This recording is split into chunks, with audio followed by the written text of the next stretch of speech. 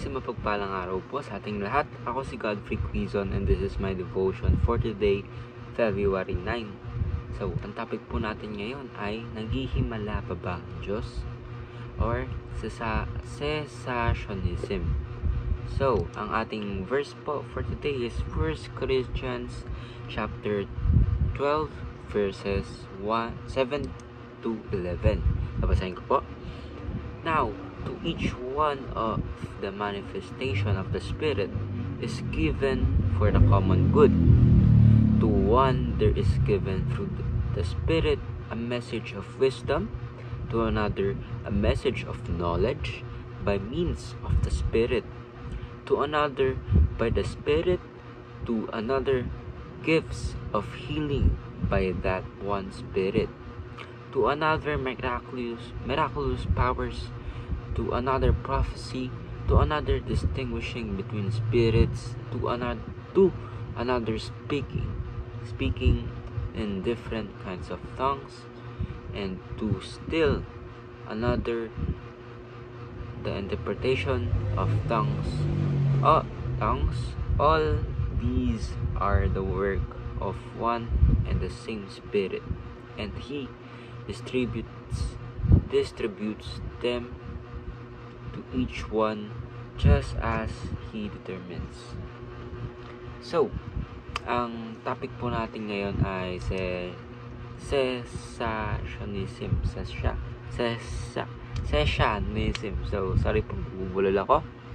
Pero, doon po sa ating binasa na 1 Corinthians chapter 12 verses 7 to 11, i-explain ko lang po yung pinaka-context is yung cessationism po is naniniwala po sila na wala na pong miracles na ginagawa ang ating Panginoon, na kumbaga natapos na po yung miracles na ginawa ng ating Panginoon dun sa time po ng mga apostles. So kaya daw po natigil is hindi na daw po kailangan yung mga gawa na daw po or yung miracles na ginawa ng mga apostles through the name of our Lord and through the Holy Spirit is ayun na daw po yung pinaka-last na miracle na ginawa in order for the apostles to evangelize the nations and in order to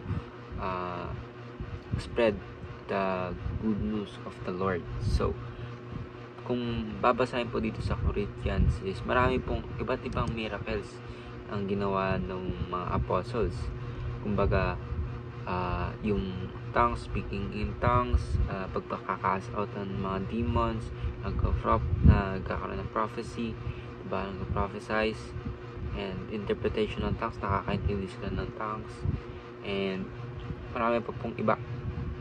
So yung mga cessationism or yung mga cessationist is naniniwala po sila na hindi na po kailangan ng heal or hindi na po naggagawa ng healing or hindi na po nag-heal ang ating Panginoon, hindi siya gumagawa ng mga miracles, diba? Kasi naniniwala po sila na tapos na po yun. So that is why hindi na po sila naniniwala kasi tapos na yung time ng mga apostles, diba?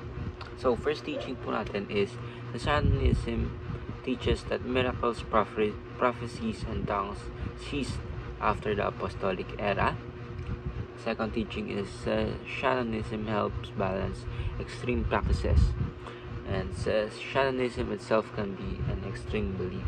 So ito na po yung sinasabi ni Pastor Russell na namulat din po ang aking mga mata dahil ito pala yung paniniwala. Cessationism is yung paniniwala na wala na talagang miracle na ginagawa ang ating Panginoon. Pero meron din po, diba, yung di ko alam kung naka-experience na po kayo ng mga ganun churches where yung mga pastores lagi nagsasabi, pinadala to ng ating Panginoon, sinasabi niya to sa akin, diba? He is using me to prophesize this. May prophecy na inalatag ng ating Panginoon ba yung nanginginig, or example niya ni Pastor Dern, nakita sa video na nanginginig, yung iba sumusuka or gumagawa ng spiritual healing, ba na alam natin kung ba ating pag-aaralan talagang hindi po ganon-ganon na lang or hindi po talaga dapat nililimatahan ng ating Panginoong Jesucristo or ang ating Panginoon Diyos sa mga ganong bagay, kasi mostly doon is about emotions lang, diba, na sinasabi nila ganito ganyan, pero hindi man pala si Lord talaga yung nangungusap sa kanila, kundi emotions lang nila na gusto nilang ipakita na meron silang ganitong power or may ganito silang relationship sa ating Panginoon. Pero kung ating pag-aaralan or i-weigh out natin kung totoo ba or hindi, of course alam nating hindi ba, kasi ayon dito sa teachings nga po na meron talagang extreme na practices, and yung Sessionism balances out na kasi hindi po sila naniniwala na may mga miracles pa. So kami ni Pastor Russell, na-convince ako na hindi natin kayang limatan ng ating Panginoon. So pupunta rin po tayo sa application natin ngayon na do not put God inside the box, diba? Hindi po natin siya kayang limitahan kung ano po, diba? Ang dami kasi nagtaon sasabi na ay gagaling siya sa pamamagitan nito, or gagawin ni God, papagalingin siya sa pamamagitan nito, diba? We can actually diba, hindi natin kayang utusan ng ating Panginoon na gawin niya to, gawin niya ganyan, diba? Kasi ang ating Panginoon mas maganda yung plano niya kaysa sa atin, diba?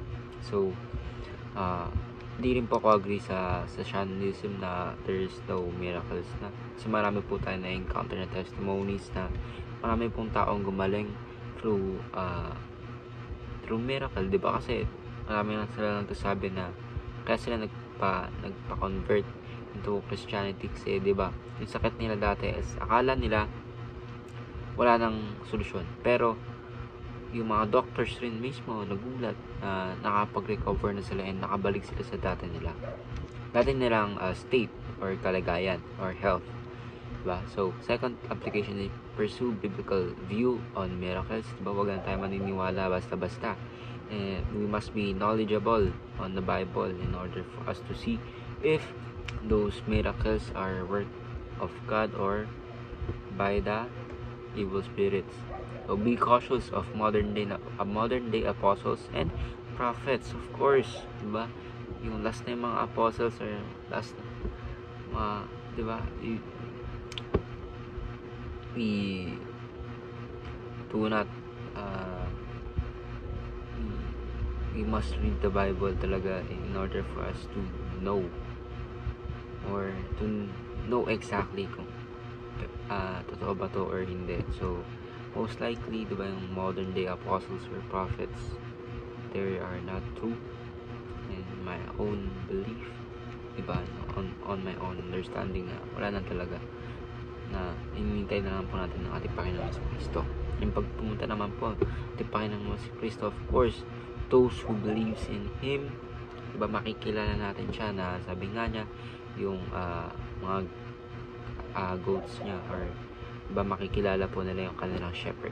So ayun lang po, ako si Godfrey Quizon and this is my devotion for today, February 9. Sana po ay marami kayong natutunan sa ating discussion or daily devotion for today. Ayun lang po, maraming salamat po. God bless.